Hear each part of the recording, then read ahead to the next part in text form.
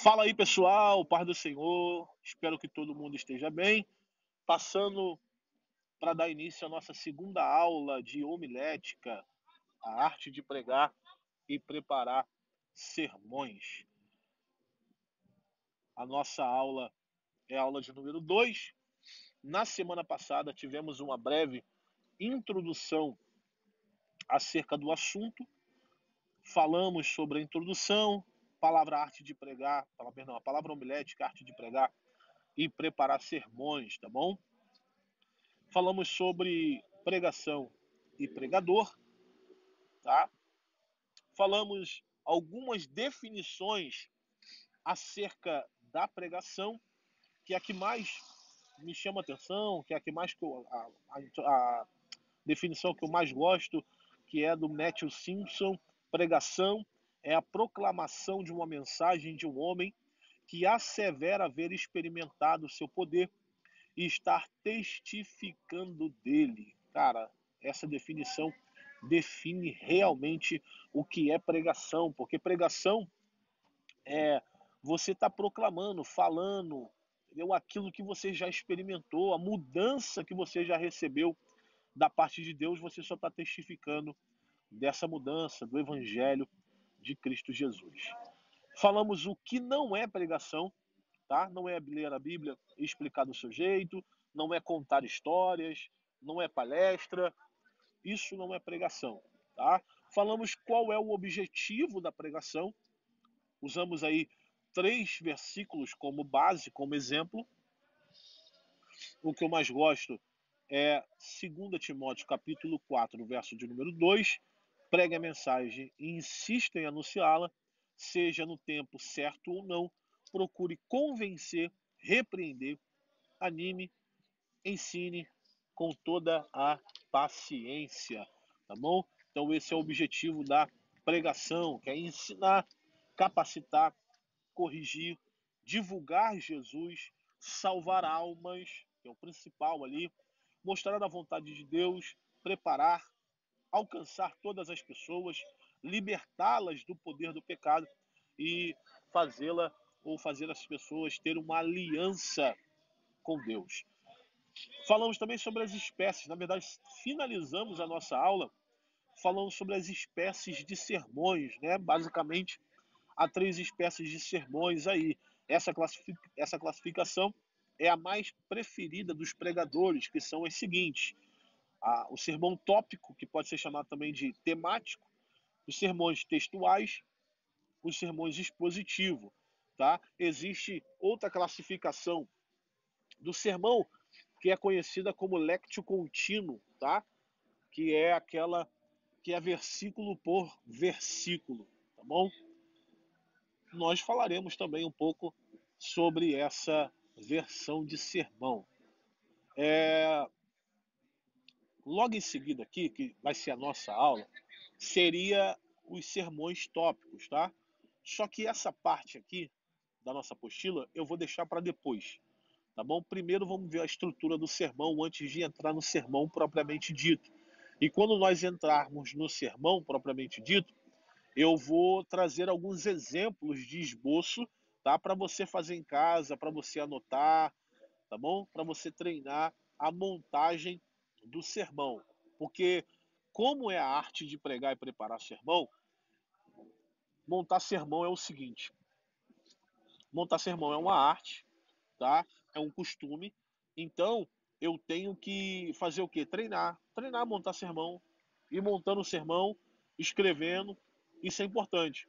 Se você não treinar, não vai dar, tá? A prática leva à perfeição. Então você precisa praticar a montagem do sermão propriamente dito, tá? Então antes de entrarmos no sermão tópico, ou temático, né, textual, expositivo, antes de entrarmos nisso, vamos falar sobre a estrutura do sermão, tá? Se você descer um pouco a sua apostila aí, você vai ver aí, ó, a estrutura do sermão, que é o tópico 4. Estrutura do sermão, tá? Vamos lá. 3 são as partes essenciais que formam a estrutura de um sermão, que é a introdução, o plano, que é também chamado de tópico, tá? E a conclusão. A introdução é também chamada de exórdia e a conclusão chamada de peroração. A estrutura propriamente dita é a organização do sermão, tá? Organização do sermão, com suas divisões técnicas que servem para orientar o pregador na apresentação da mensagem. Ou seja, a estrutura do sermão bem montada vai trazer para nós, vai nos ofertar uma pregação organizada. Sem a estrutura do sermão, ou se fizermos o sermão de qualquer jeito, vamos ter dificuldade na organização do sermão.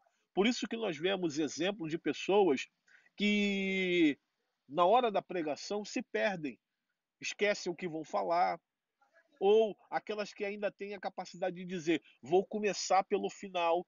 Ninguém começa um sermão pelo final. Não, começa pelo início.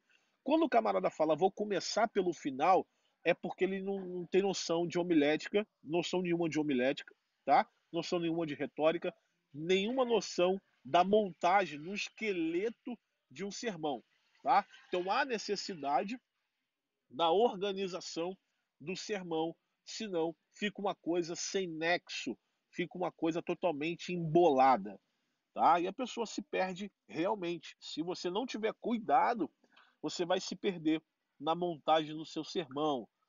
Se eu sempre digo, eu não confio na minha mente, tá? Eu tenho uma boa memória, mas na hora da pregação, como a coisa é muito dinâmica, então eu preciso ter algo anotado para ser a minha bússola, o meu norte. Então eu preciso saber onde eu começo, onde é o meio e onde é o final do meu sermão, senão fica uma coisa totalmente embolada, tá? Senão fica uma coisa totalmente embolada. Vamos lá, a estrutura, deixa eu voltar aqui que saiu. Vamos lá, aqui. A estrutura é também chamada de esqueleto do sermão, e é verdade. Ou ainda esboço, tá? Então, o mais conhecido é esboço do sermão. Então, os grandes pregadores, eles pregam com esboço, eles montam o seu esboço, eles sabem montar o seu esboço tecnicamente, tá? E é necessário você montar tecnicamente o seu sermão.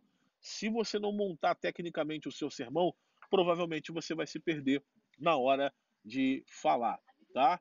A estrutura do sermão, né, da uniformidade, a estrutura da uniformidade ao sermão. Uniformidade do sermão é definida como os pontos, ainda que distintos um dos outros, claro, os tópicos são distintos uns dos outros, porque vão trabalhar ideias diferentes, tá? Ideias diferentes, mas também tem uma ideia central por trás de cada um dos tópicos, tá? Forma uma associação de ideias que finalizam um só alvo, tá? A finalidade da estrutura num sermão é nortear o desenvolvimento do sermão. Sem essa estrutura ali, a gente vai se perder, tá? Isso é certo. Sem essa estrutura, a pessoa vai perder, tá? O sentido do seu sermão ali. A gente vê muito isso acontecendo, tá? Nas nossas igrejas. Às vezes a pessoa só anota ali algumas coisas, ou até mesmo já viu aquela pessoa que vai pregar e leva 2, 3, 4 folhas para cima do altar. É importante, isso mostra o preparo da pessoa no sentido de ela buscou, só que não precisa de tantas informações, tá? Você precisa anotar ali no seu esboço basicamente o que você vai falar de tópicos, introdução e desenvolvimento para quem trabalha com desenvolvimento, entendeu? Às vezes a pessoa escreve o sermão todo, aí fica aquela coisa toda embolada, aí a pessoa já tem é, dificuldade porque não tem muito costume de pregar, então a pessoa coloca tudo junto e quando está pregando fica aquele nervoso, e com o nervoso ele olha para o sermão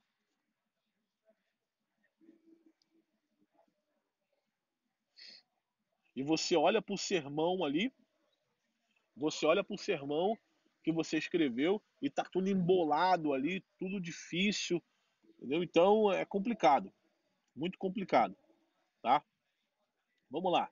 O primeiro ponto aqui da estrutura do sermão, o primeiro ponto é a introdução, tá? A introdução. A introdução é a parte do sermão que serve de ponto de contato entre o pregador e o auditório. Vamos lá, primeiro ponto aqui, introdução. Introdução é a parte do sermão que serve de ponto de contato entre o pregador e o auditório, é verdade. É na introdução que você vai prender a atenção do público. Se a introdução for mal feita, você pode ter certeza que o seu sermão não vai prender a atenção primariamente, primariamente do seu público, não vai prender. Então, para você reconquistar a atenção do seu público, vai ser difícil. Por isso que há uma necessidade de você ter uma introdução bem feita, tá? Normalmente a introdução é a última parte a ser feita na preparação de um sermão, visto que o pregador deve atenção antes de tudo formar os ângulos a serem atingidos no sermão. Eu explico isso aqui. Vamos lá. A primeira coisa que deve ser feita no sermão é os tópicos, são os tópicos. Por quê? Porque é ali que é a ideia do texto, tá? É ali que são as aplicações do texto. A introdução é uma seta apontada para os seus tópicos. A introdução tem que estar combinando ou batendo as ideias com os seus tópicos. Não adianta eu ler o texto, por exemplo, na mulher do fluxo de sangue, e começar a minha introdução falando sobre o cego de Jericó. Não faz o menor sentido. Tá? Então, a minha introdução tem que fazer sentido com os meus tópicos. Por isso que a introdução é a última a ser feita, até porque também é menor, tá? É menor. Vamos lá. Tendo só uma ideia geral do sermão devidamente estruturado, pode então eficazmente preparar a sua introdução, tá? Tá escrito aqui, ó, requisitos que devem reger a preparação de uma boa introdução. Primeiro ponto aí, deve ser breve. Se você for ver, os grandes pregadores, eles têm introduções curtas, tá? Introduções curtas. Aí na ideia aqui de deve ser breve, está escrito assim, deve incluir uma só ideia para não confundir o auditório, nem desviar a atenção. Foi aquilo que a gente falou. A sua introdução ela tem que bater com seus tópicos, por isso que a ideia tem que ser uma ideia central. Tá? Não adianta eu falar algo, começar falando algo, daqui a pouco mudar de assunto, ir cortando os assuntos, colocar uma ilustração no meio, não faz sentido nenhum. O sentido é único. A introdução é uma seta apontada para os seus tópicos, tá? Beleza? Segundo ponto aí, deve ser apropriada, ou seja, o objetivo é levar os ouvintes para dentro do sermão e não afastá-los.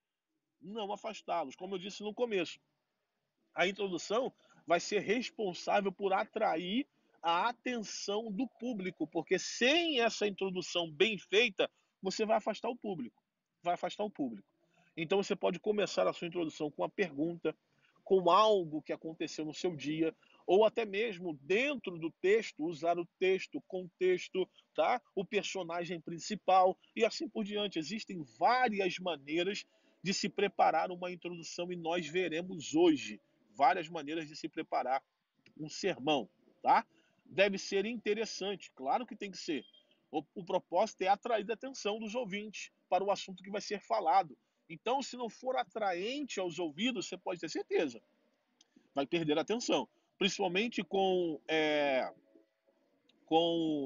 o celular na mão, que toca toda hora por mensagem chamando, as pessoas, se não forem atraídas por algo interessante em cima do altar, você pode ter certeza que elas perderão o interesse da sua mensagem, da sua introdução. Por isso há necessidade de ser algo bem trabalhado, bem feito, tá bom? Senão você vai perder. Quarto aí, na verdade, né? ABC quarto. Deve ser simples, tá? A maneira de começar o sermão não deve ser arrogante e nem prometer demais, é verdade. Não adianta você fazer uma introdução que vai prometer um sermão e depois os seus tópicos serem fracos. tá? Entenda uma coisa, eu vou tentar mostrar aqui na câmera. O seu sermão, ele tem que ser uma linha, ó, ele pode até subir um pouco, mas ele tem que voltar para essa linha aqui. E sempre, ó, olha aqui, ó, olha a minha mão, sempre subindo, sempre progredindo. O seu sermão tem que sempre progredir. Tem sermão que começa subindo, aí ele sobe, depois ele desce, desce, sobe, desce. Não pode ser assim, ele tem que ser uma linha, tá, em progressão, sempre melhorando, crescendo e impactando as pessoas, tá bom? E existem algumas fontes, tá, de introdução aí. São métodos utilizados para um bom, tá, começo de pregação. Por exemplo, o texto. O texto pode ser usado como a sua introdução. Você pode explicar o texto que você leu, tá? Pode ser o ponto de partida para uma boa introdução. Por exemplo, eu acabei de falar aqui sobre a mulher do fluxo de sangue. Tá? Você pode começar ali usando o próprio texto, que Jesus saiu de Gadara, foi para tal lugar, Jairo já estava esperando ali. Você pode falar todo o ocorrido antes de acontecer o impacto ali, o ápice da mulher do fluxo de sangue. Você pode usar o texto que você leu para a sua introdução. Tá? O contexto que é ali, pode ser do próprio texto, como também o contexto histórico, biográfico ou doutrinário. Ou seja, pode ser o contexto histórico, ou seja, eu posso contar. Isso acontece muito no Antigo Testamento, né? Que eu conto toda a história antes de entrar propriamente dito no sermão. Biográfico, eu posso falar, como eu disse antes, de um personagem específico. Por exemplo, posso pregar sobre uma das epístolas de Paulo e começar falando sobre a história de Paulo. Entendeu? Posso falar. Paulo se converteu no caminho de Damasco, o Senhor apareceu para ele numa grande luz, tá? Até chegar no ponto que eu quero. Como eu disse, tem que ser breve, tem que ser interessante, atraente para atrair a atenção do público, tá bom? Pode ser doutrinário, pode falar sobre uma doutrina em específico, tá? Vamos lá, aspecto geográfico histórico, posso usar também isso, tá? Numa introdução, exige do pregador pesquisa. Se um sermão contém um fato histórico ocorrido junto ao Mar da Galileia, o pregador pode explorar a beleza e a posição geográfica dos lugares, costume da época ligados ao fato e etc. Com certeza. Por exemplo, capítulo 5 de Lucas fala sobre o lago de Genezaré, que é o mesmo mar da Galileia. É o mesmo, só depende da região, tá? Para onde esse mar está virado, para esse lago, para onde esse lago está virado. Então, eu posso explorar isso dentro da minha introdução, tá? A ocasião presente relacionada a um fato do dia ou da semana pode surgir uma boa ideia para fazer uma boa introdução, e é verdade. Por exemplo, a Alemanha disse ontem que breve a Rússia entrará em guerra contra a OTAN.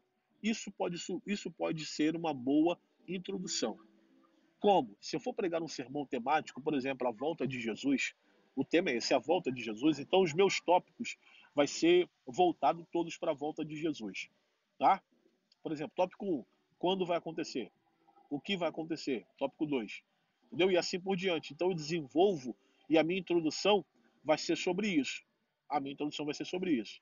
Irmãos, estava vendo eu hoje o jornal e a Alemanha disse que a Rússia provavelmente vai entrar em guerra contra a OTAN, e isso pode ser um caos mundial, isso é a volta de Jesus acontecendo, e eu posso começar a usar, tá? Não dando certeza de nada, tá? Escatologia não é certeza, escatologia são teorias, tá? Então, eu posso usar isso como introdução, ou seja, os acontecimentos do meu dia a dia. Eu separei aqui algumas informações sobre a nossa aula, eu separei essa frase aqui, diz assim, a mensagem é mais importante que o mensageiro, e é verdade, tá? O único mais importante que a mensagem é Jesus, que é a própria mensagem. Ele é a própria mensagem, tá? Onde surgiu a homilética? Onde surgiu a homilética? A homilética surgiu na Grécia Antiga, tá? Eles usavam o nome de retórica, e a igreja usou da retórica para propagar o evangelho. E no século XVII passou a ser chamada de homilética. Tá? Por exemplo, existe uma coisa chamada título, né, e tema. Isso é importante também. Título é uma coisa e tema é outro. Por exemplo, título é o que dá nome ao conteúdo. Tá? Então, o título é o que dá nome ao conteúdo. Por exemplo, onde está Jesus? Tá? Esse é o título. O tema da minha mensagem dá nome ao assunto em discussão. Por exemplo, o Cordeiro de Deus. Tá bom? Então, tema é uma coisa, título é outra. Tá?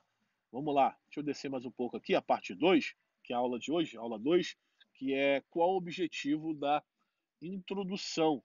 Qual o objetivo da introdução? O objetivo da introdução é poder mostrar à congregação o tema que você vai falar e envolver a igreja e os seus ouvintes no tema que você falará, tá? Não adianta você despertar o interesse dos seus ouvintes se esse interesse não estiver ligado à sua mensagem. Ou seja, não adianta você começar falando de uma coisa e essa coisa ser até interessante, mas você terminar falando de outra coisa, tá? Não adianta. Não adianta. Você está prometendo que não vai entregar, tá? Ou está criando uma expectativa nos seus ouvintes na igreja que você não vai cumprir, tá? Você tem que considerar o seu sermão uma peça única, é verdade, ou um quebra-cabeça que se encaixa. Exatamente, eu sempre uso essa analogia do quebra-cabeça. O sermão é um quebra-cabeça. E a introdução é o primeiro, é a primeira peça do quebra-cabeça. O tópico a segunda e a introdução a terceira, formando um esqueleto único de sermão. Tá? Um esqueleto único. Vamos lá. Você pode começar a sua introdução com uma pergunta provocativa. Lembrando que se você começa com uma pergunta, você tem que fazer o quê? Responder essa pergunta. Por exemplo, você sabe por que Deus nos ama? Então, a pessoa que ouve uma pergunta dessa na introdução, ela no final da mensagem, ela tem que ter essa pergunta respondida. Mas por que Deus me ama? Você já se perguntou isso? Por que Deus te ama? Então, eu vou começar com essa pergunta e no final do meu sermão eu tenho que responder essa pergunta, tenho que deixar clara essa pergunta. Tá? Por exemplo, outra pergunta. Por que Deus abomina o pecado? Outra pergunta. Então, nós temos que fazer a pergunta, podemos até fazer a pergunta, mas também temos que responder essa pergunta. Eu acho que eu saí sem querer. Participar.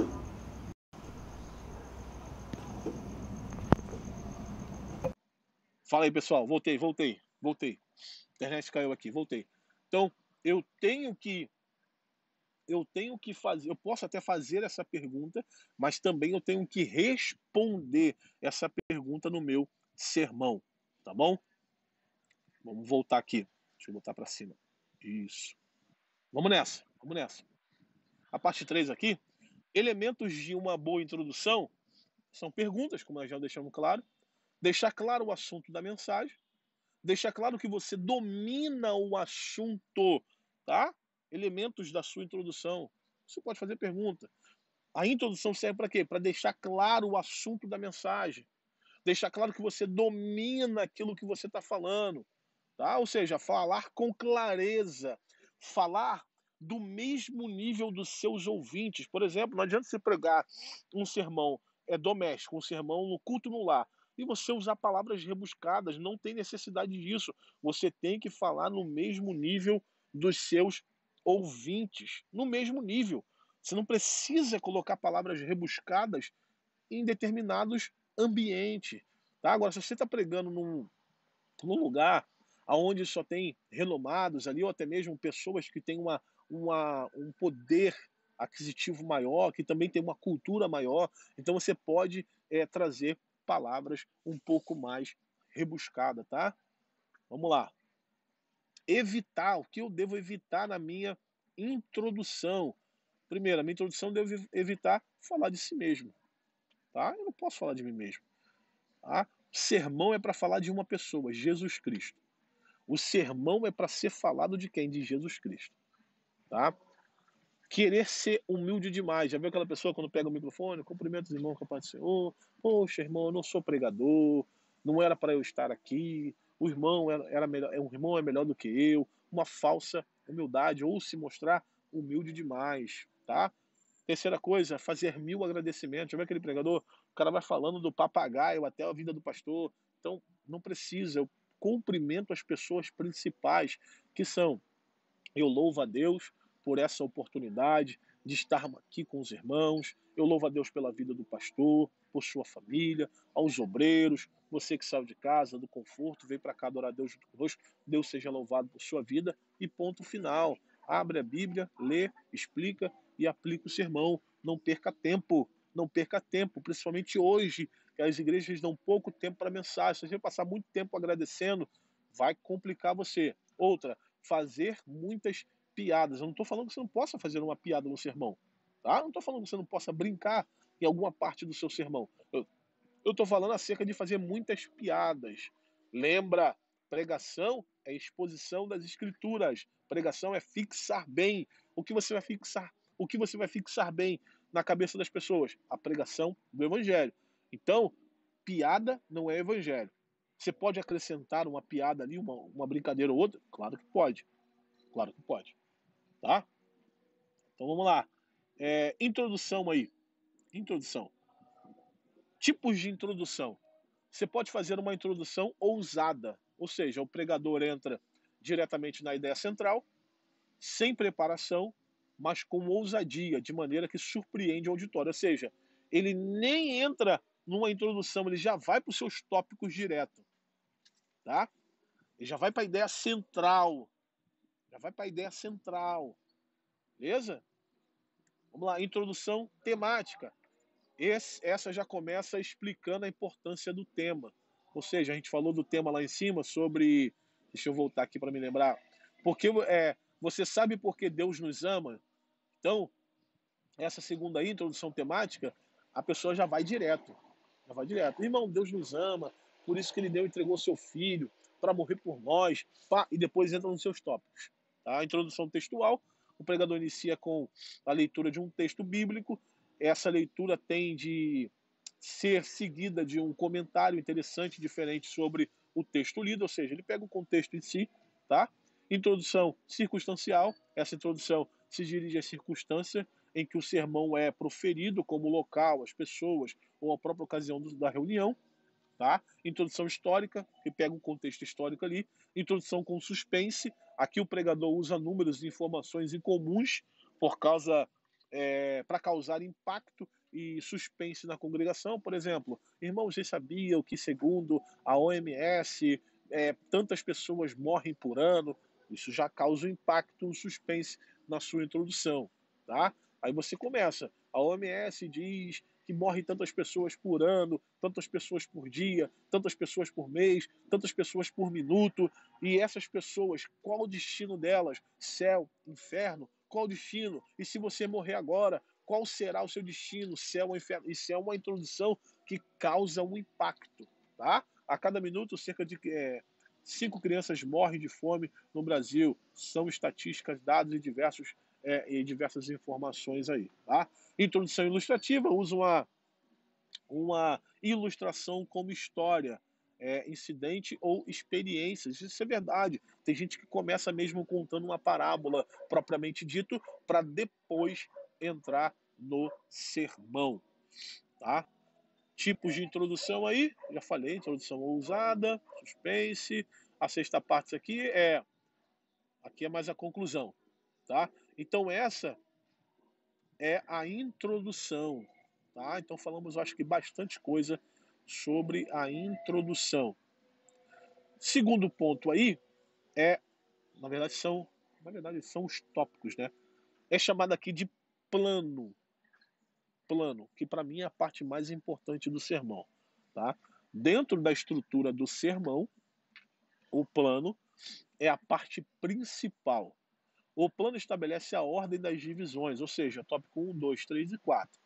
O plano é a discussão do sermão, ou melhor, é o esqueleto com suas partes devidamente colocadas em seus lugares.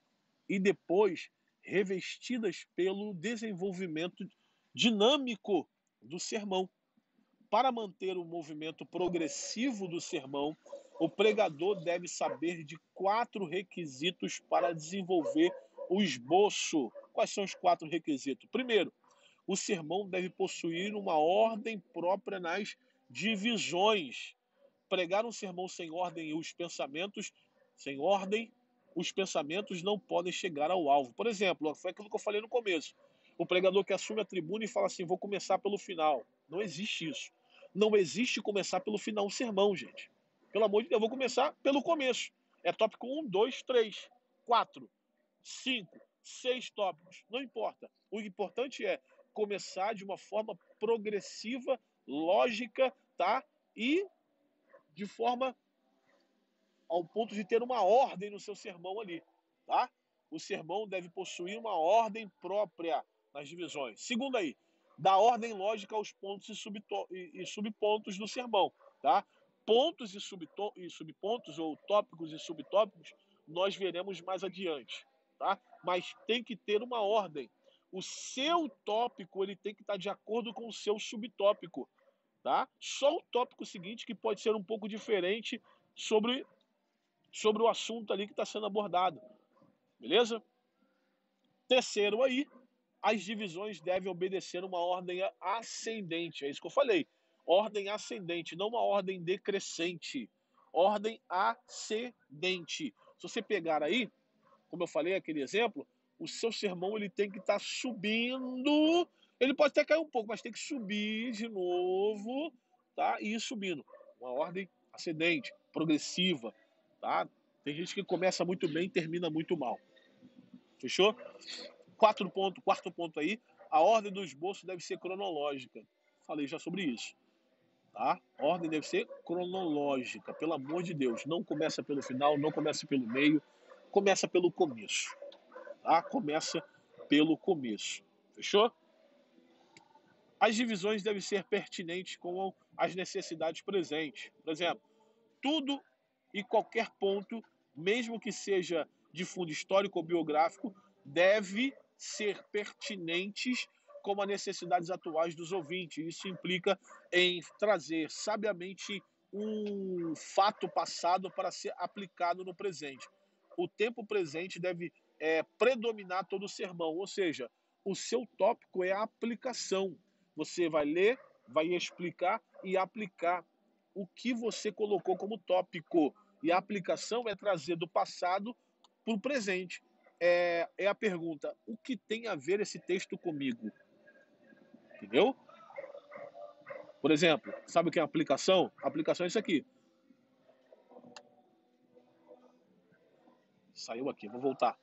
A aplicação é o seguinte, quando você explicar o tópico, você vai falar, o que eu aprendo com isso? O que nós aprendemos com isso? Você está aplicando. Você leu o texto, por exemplo, ainda que eu andasse pelo Vale da Sombra da Morte. Beleza? O Vale da Sombra da Morte ali era conhecido também como caminho de sangue. Tá? Então eu já li, estou explicando. Caminho de sangue.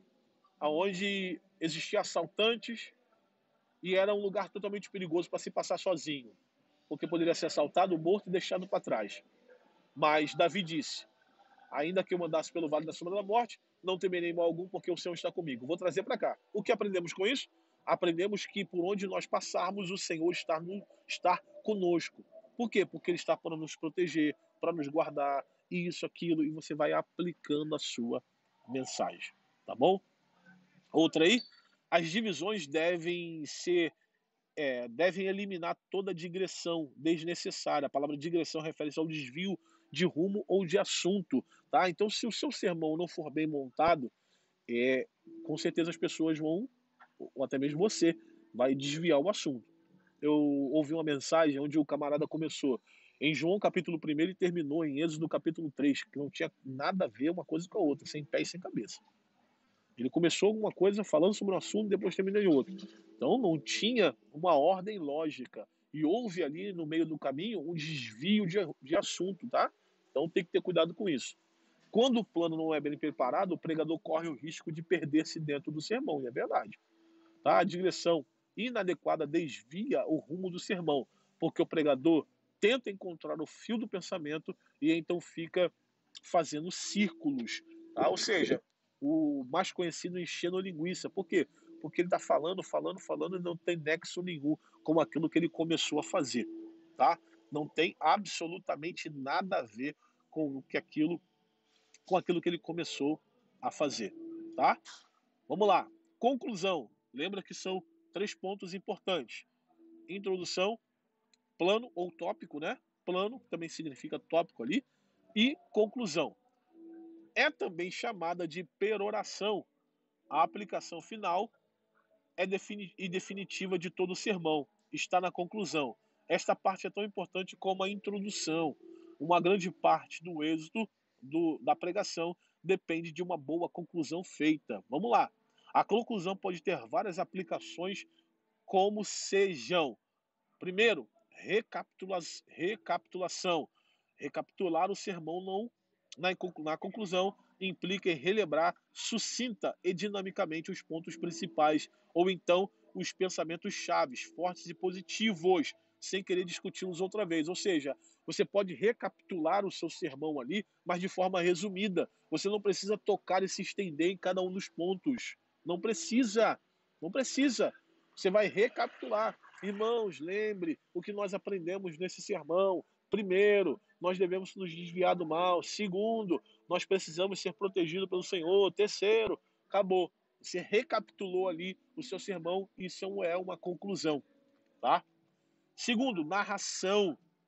Narrar um fato que possa servir de aplicação à mensagem pregada pode cativar o interesse do auditório, bem como comovê-lo a uma decisão. Lembra daquela ilustração que você poderia fazer lá no começo? Você pode fazer no final também, tá? Persuasão. Persuadir é a meta principal do sermão. Não entenda persuasão como coisa ruim, tá? O objetivo do sermão é persuadir mesmo, é convencer, tá? É atrair a pessoa para o nosso lado, o lado de Cristo. Decisão é trabalho duro, perdão, levar o ouvinte a uma decisão é um trabalho duro, empregado durante toda a pregação. Ou seja, você formou um bom sermão, estruturou ele de maneira perfeita e o seu objetivo é persuadir mesmo, é atrair e exigir a graça e unção do Espírito Santo sobre a vida do pregador, tá? Quarto aí, convite. Convite. Todo sermão deve concluir com um convite, seja ele um sermão para a igreja ou para pecadores. O convite enquadra o propósito específico da pregação. Dentro da pregação, o convite deve ser inteligente, claro, insistente, sério, específico e também espiritual. E o mais importante, na verdade, é espiritual. Você precisa, dentro do seu sermão, deixar claro que a pessoa precisa tomar uma decisão.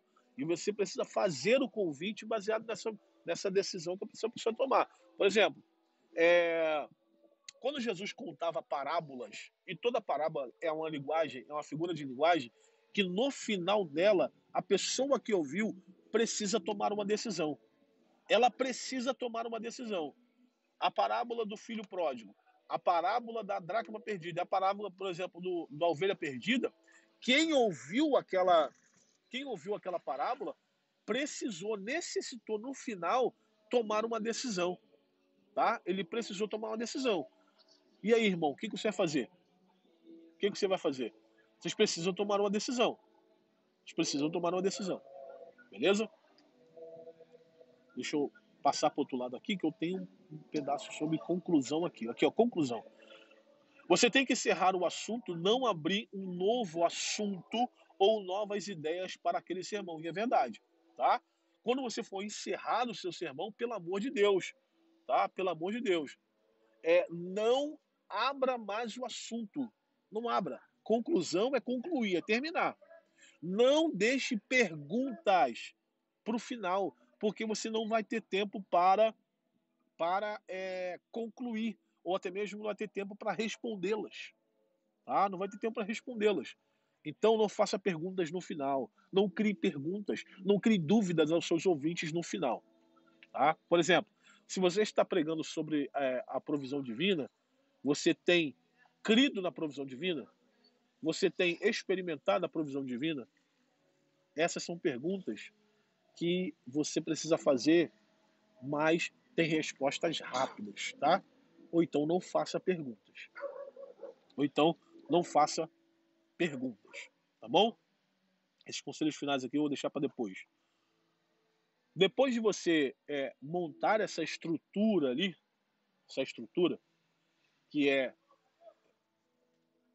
introdução, tópico, conclusão, aí sim a gente vai para a montagem em si do sermão, tá? Depois a gente vai para a montagem do sermão. Fechou? Então, semana que vem, nós entraremos na montagem do sermão propriamente dito. E depois a gente conclui a nossa apostila aqui no final, juntamente com aquele conteúdo que eu tinha mostrado anteriormente, tá? Então, Deus abençoe a sua vida. Essa foi a nossa aula de homilética. Essa foi a nossa aula de homilética, aula de número 2. Hoje a gente falou sobre a estrutura do sermão, introdução, tópico e conclusão. Cada uma delas bem explicada, de maneira clara, profunda. Se ficou alguma dúvida, mande pergunta no WhatsApp que eu responderei assim que visualizar a sua mensagem. Tá bom? Deus abençoe a sua vida. Essa aula estará disponível para vocês lá no YouTube do curso Semite, tá bom? Deus abençoe a sua vida. Tamo junto. Até semana que vem.